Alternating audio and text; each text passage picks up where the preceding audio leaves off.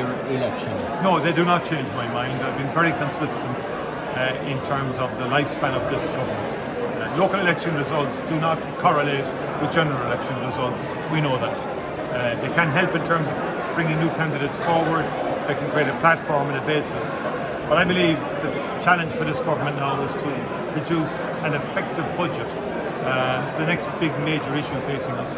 And to look after people as best we can in terms of housing, in terms of the elderly or senior citizens in particular, that we look after them in the next budget, as we're determined to do.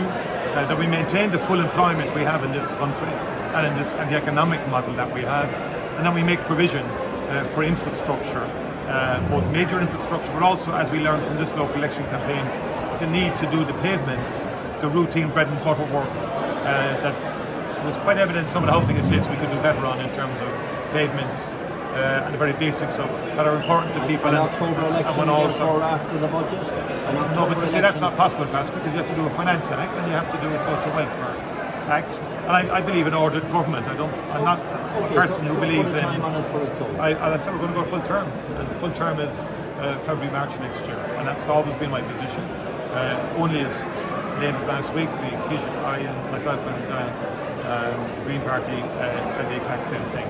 And I think if you run it to the budget, then you have a timeline after the budget for the Finance Act and the Social Welfare Act, and that has to be done properly. And then that takes it up to the full length of the government, and that reflects a government that has been focused from day one on some of the biggest issues that have come our way, be it COVID-19, be it the war in Ukraine, financial crisis that arose from that, and be it the significant challenges across the board. And I think that has always been my view. When I came into government, people were predicting it wouldn't last 2 years. I believe in being a stabilising force in government and making sure we do well by the people and do what we're elected to do. And that's my philosophy.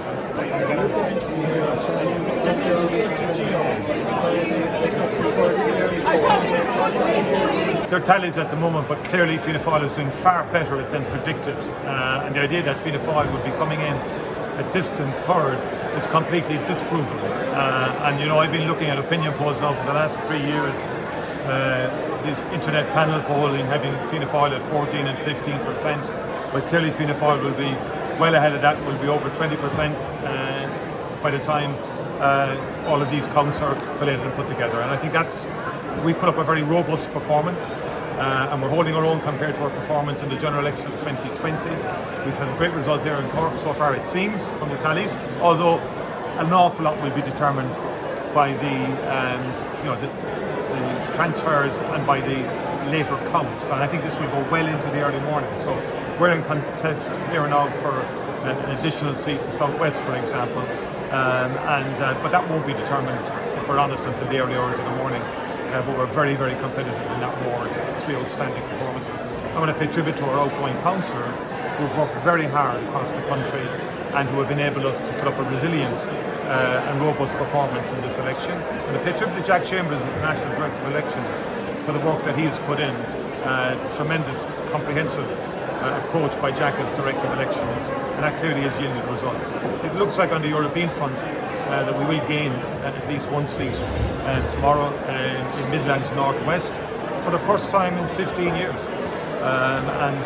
Again, we look forward to that. There hasn't been a comprehensive tallying of the European figures, but certainly we're in for a long night all over the country.